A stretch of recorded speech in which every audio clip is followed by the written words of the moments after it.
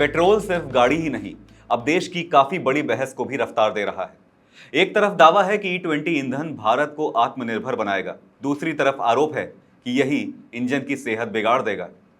अब इस बहस में ऐसा बयान आया है जिसने जैसे पेट्रोल पर चिंगारी डाल दी हो। केंद्रीय मंत्री नितिन गडकरी ने खुली चुनौती देते हुए कहा है, अगर E20 पेट्रोल से एक भी कार, बाइक या स्कूटर खराब हुआ हो तो उसका नाम बताइए। सवाल अब सिर्फ माइलेज का नहीं, बल्कि भरोसे, विज्ञान और देश की ऊर्जा नीति का भी है। नमस्कार, आप देख रहे हैं आपका अपना न्यूज चैनल सत्य सर्वोच्च न्यूज और मैं हूं सोम। गाड़ी टेस्ट की तो उसमें कुछ मिश्रित पेट्रोल और कुछ पानी डाला हुआ निकला। हाँ, तो उन्होंने उसको जरा उसके खिलाफ एफआईआर दर्ज की। कोई मक्खी लगी नहीं, ये पॉलिटिकली मैनिपुलेटेड झूठा प्रचार है। मैं दूसरी बात पूछता हूं, जितनी गाड़ी खराब हुई है, जिसकी भी हुई है, आप मीडिया के आदमी रोज घूमते हो, सॉरी, सब पत्रकार तो जानते हैं क्या हुआ, किसने कहा था। अब कोई भी पत्रकार देश का और कोई भी व्यक्ति, 4 लोग बोलता मेरी गाड़ी खराब हुई, मैं ऑटो वाले कंपनी को टेस्टिंग करने का लगाता हूं और जो कुछ होता मुझे बताइए, जिम्मेदार बताइए। देश में E20 पेट्रोल को लेकर बहस लगातार तेज होती जा रही है। सोशल मीडिया पर कई लोग दावा कर रहे हैं कि इससे माइलेज कम हो रही है और इंजन को नुकसान पहुंच सकता है। इसी विवाद के बीच केंद्रीय सड़क परिवहन एवं राजमार्ग मंत्री नितिन गडकरी ने आलोचकों को खुली चुनौती दी है। विकसित भारत कॉन्क्लेव में नितिन गडकरी ने कहा कि अगर E20 पेट्रोल से एक भी कार, बाइक या स्कूटर खराब हुआ हो तो उसका नाम सामने लाया जाए। उन्होंने आरोप लगाया कि E20 के खिलाफ झूठी और पेड मुहिम चलाई जा रही है, जिससे लोगों के मन में भ्रम पैदा किया जा रहा है और देश हित में उठाए गए कदम के खिलाफ माहौल बनाया जा रहा है। नितिन गडकरी का कहना है कि भारत हर साल करीब 22 लाख करोड़ रुपए जीवाश्म ईंधन के आयात पर खर्च करता है। उनके अनुसार ये सिर्फ आर्थिक बोझ नहीं, बल्कि पर्यावरण के लिए भी बड़ा खतरा है। यही वजह है कि सरकार एथेनॉल जैसे स्वच्छ और वैकल्पिक ईंधन को बढ़ावा दे रही है।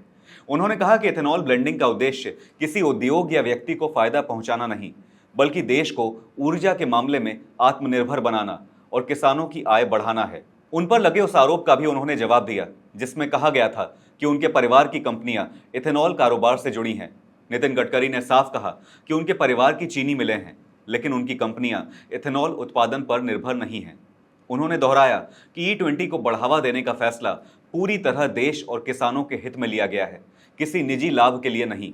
इस बीच केंद्रीय पेट्रोलियम एवं प्राकृतिक गैस मंत्री हरदीप सिंह पुरी ने भी E20 और भविष्य के E25 फ्यूल को लेकर सरकार का रुख स्पष्ट किया है। उन्होंने कहा कि सरकार फिलहाल E25 लागू करने की जल्दबाजी में नहीं है। E25 पर अभी व्यापक जांच और टेस्टिंग की जा रही है।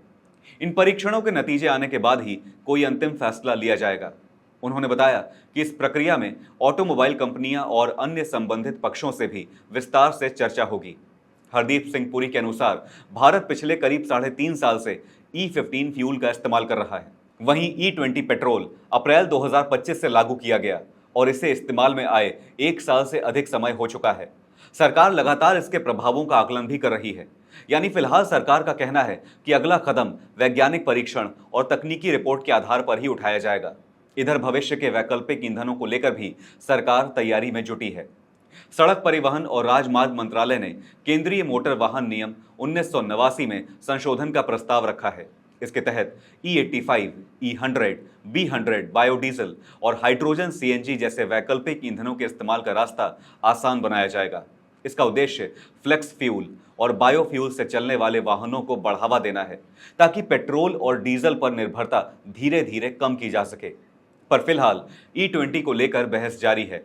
एक पक्ष इसे भारत की ऊर्जा सुरक्षा, किसानों की आय और पर्यावरण के लिए बड़ा कदम बता रहा है, जबकि दूसरा पक्ष माइलेज और वाहन की तकनीकी क्षमता को लेकर सवाल उठा रहा है। ऐसे में देखने वाली बात होगी कि ईंधन को लेकर चल रही अफवाहों पर जनता क्या रुख अपनाती है और भारत की ऊर्जा सुरक्षा किस दिशा में आगे बढ़ती है।